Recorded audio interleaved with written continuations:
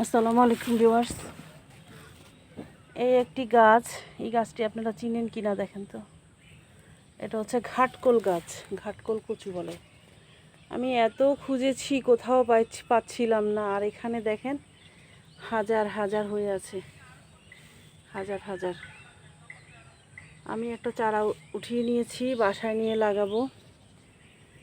মানে এত উপকারী এই জিনিসটা, কিন্তু আমি খুঁজে পাচ্ছিলাম না। আর দেখেন এখানে এত হয়ে আছে অনাদরে।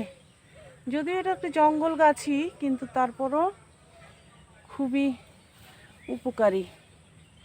এটাতে প্রচুর আয়রন আছে এবং বিভিন্ন রোগের জন্য মানুষ এগুলি এটা খেয়ে থাকে। এই যে দেখেন, দেখছেন, অনেক অনেক